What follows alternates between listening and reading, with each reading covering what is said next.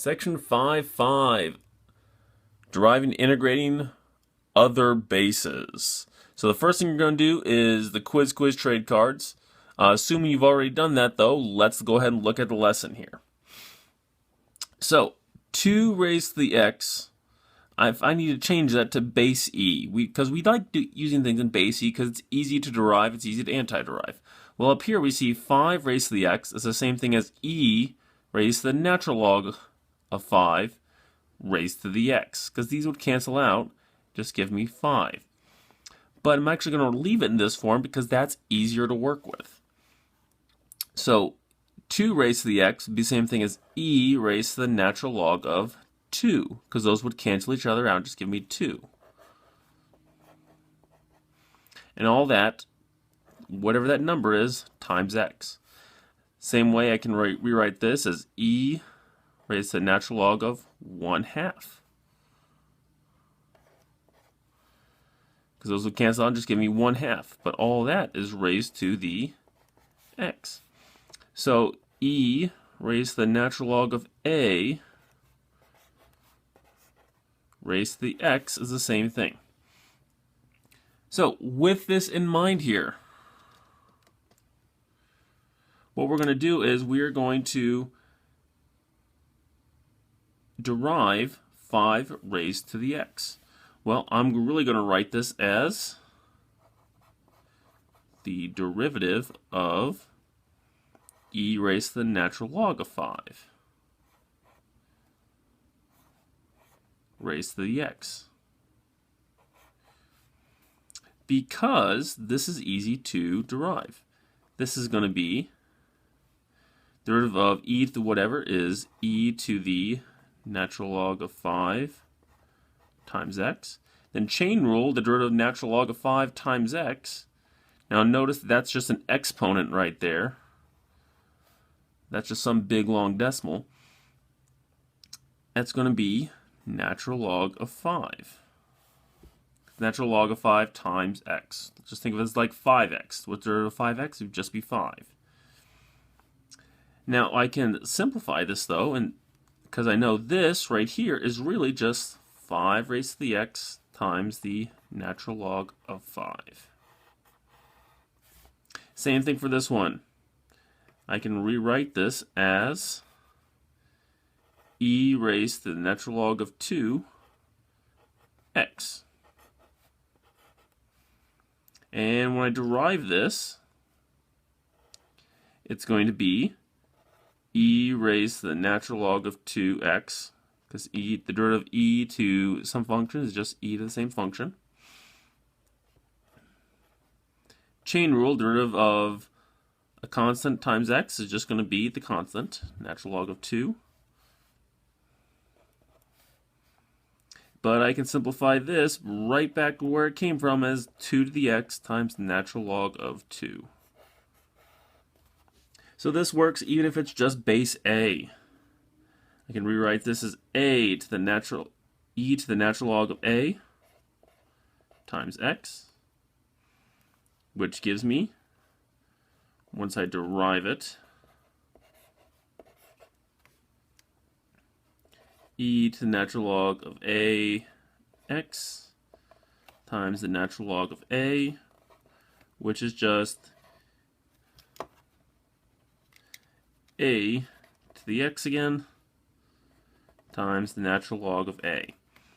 And you may say, well, okay, so why didn't we do that in the last one? Well, let's check. What if this were e? E raised to the x times the natural log of e. That'd just be e to the x. The natural log of e, though, is 1. So that's the formula for deriving anything, any other base raised to the x power. So if it were 6, it'd be 6 raised to the x would be 6 raised to the x times the natural log of 6. Now I still might have to chain rule whatever's up here. That's okay though, we know how to do that. Dealing with different bases here.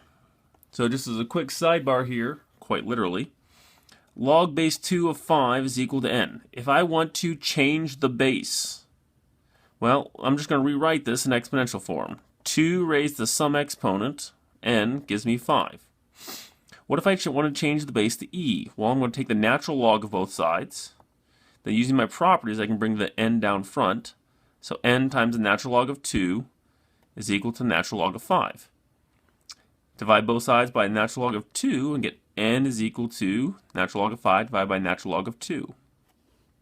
That's what this n equaled up here, so by the transitive property, log base 2 of 5 is equal to the natural log of 5 over the natural log of 2. So you probably remember this, but change of base formula is take the natural log of whatever the number is, divided by the natural log of whatever the base is. And this also works for other bases as well. If I could do log base 4 of x divided by log base 4 of b. But we're going to deal with natural logs because that's the easiest. So log base 2 of x is going to be the natural log of x divided by the natural log of 2.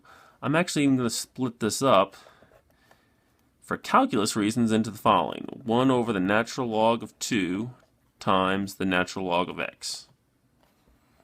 This one right here is going to be the natural log of x over the natural log of 5, which would be 1 over the natural log of 5 times 1 over the natural log of x. Or here, natural log of x divided by the natural log of 1.1, which is 1 over the natural log of 1.1 times, I messed that up, I'm sorry,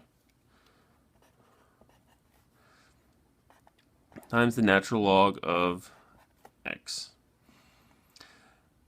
So, what's the derivative of log base anything of x? Well, d over dx, the derivative, I'm going to rewrite this as the natural log of x divided by the natural log of a, which is the same thing as deriving 1 over the natural log of a times the natural log of x. Now remember, this is just some constant, just like 1 over 5. The natural log of a is just some constant. So I don't really have to take the derivative of this function because it's not a function, it's just some constant. So when I do this, if it were 5 times the natural log of x, I would just take 5 times whatever the derivative of the natural log of x is. This one, though, is going to be 1 over the natural log of a times, well, what's the derivative of natural log of x? It's 1 over x. And that's how you take the derivative of something other than a, something other than base e. Once again, just a quick check. What if this were base e? Well, natural log of x, we already did that. What's the natural log of e? It's just 1. Everything works out beautifully. All right. So now, what if we had to derive log base 5 of x? We'd go the long way about it and say, okay, this is natural log of x times 1 over the natural log of 5. So up here, I just switched it around, which would give us, once I derive it, 1 over x times 1 over the natural log of 5. Or if we want to change it around, x times the natural log of 5, all under 1.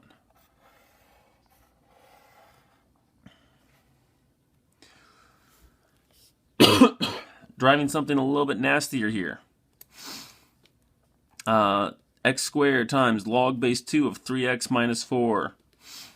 So, what am I going to do? No problem here, no worries. I'm going to product rule, obviously. Got a function times a function. So, derivative of the first times the second.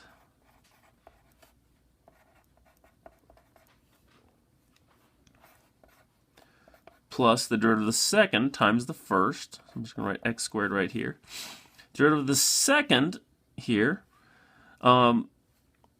using my formula, I know it's going to be 1 over the natural log of a, so natural log of 2 times 1 over whatever this is. Then I got a chain rule. Take the derivative of the inside times 3. Excuse me, kitty. Now, if you don't like, and that's my final answer right there. If you don't like this way, no worries. We can change the base here. X squared times natural log of, yes, kitty, excuse me.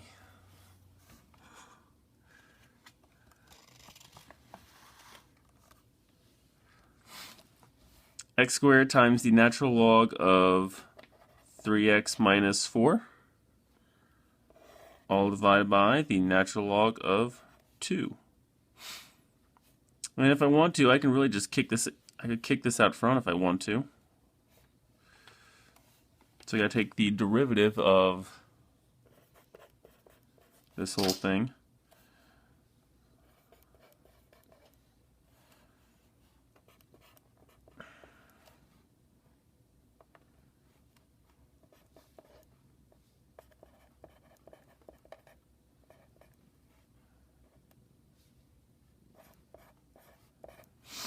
And once again, though, I got to use the product rule. This is just some constant. So derivative of the first is going to be 2x times the natural log of 3x minus 4 plus the natural log of 3x minus 4 is going to be 1 over 3x minus 4. Then we'll multiply that by chain rule. And we've still got the x squared.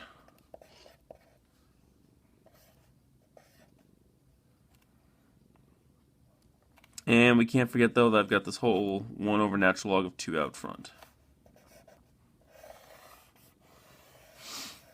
These actually end up being the same thing. You may say, well, how'd I get that natural log of 2 out front there, Mr. Kuhne? I could change this into the natural log of 3x minus 4 over the natural log of 2 and factor out a natural log of 1 over the natural log of 2 right there. In the next video, I'm going to show you, next part here, I'm going to show you how to integrate bases other than e. So instead of e to the x, how do I integrate 2 to the x? Integrating any other base raised to the x. Well, we only like to integrate e to the x, so we're going to change this into e to the x. So this is, instead of 2 raised to the x, I'm going to write this as e raised to the natural log of 2 to the x dx. Then u can do it. U is going to equal the natural log of 2 times x.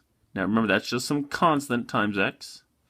So du is going to be, if this were just 2x, the derivative would just be 2. So this is just going to be the natural log of 2 dx. Now I don't have that up here in my original function. So I'm going to write it 1 over the natural log of 2. du is equal to dx. So rewrite this as 1 over the natural log of 2 integral of e to the u du. And when I anti-derive this is going to give me e to the u times 1 over the natural log of 2 plus cookies, of course. So now e to the u is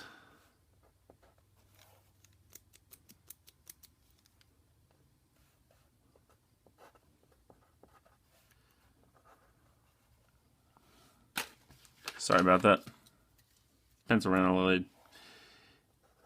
E raised to the natural log of 2x. But we know this is really just 2 raised to the x.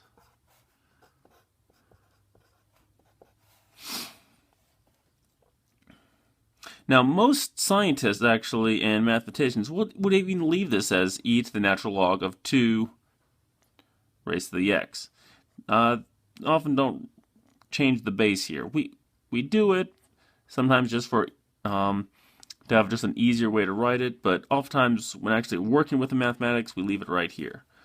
But this is the answer, and this is a valid answer as well, actually.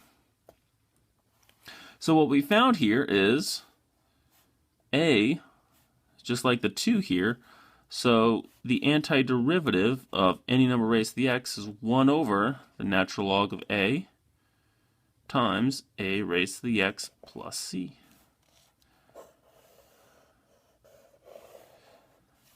So that's the kind of the big idea for integrating here. I can do the same thing here. If I want to, I could change the base and go the change of base route. Or I got to deal with this plus 2 somehow because there's some other number up there. Well, here's a sneaky little way to do it. It's not so sneaky when you realize this is the same thing as 3 raised to the x times 3 raised to the 2. Because if I multiply, I'm really just adding those numbers right there, aren't I? Well, 3 raised to the 2 we know is 9. And we know we can take these constants and bring them out front. What? That's crazy. I know. It's math. So, we have 9 times 3 raised to x. Now we can use our change of base formula. 9 times the natural log of whatever the base is, so 1 over the natural log of 3, times 3 raised to the x plus c. There we go. Isn't that cool? Just using our properties of exponents, we split this up into 2 separate things, and then we got into a nice form that we can use.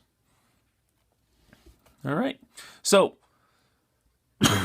make sure that you are, make sure you know how to change bases, and make sure that you know how to use these basic formulas. You're going to have 2 days to work on this assignment.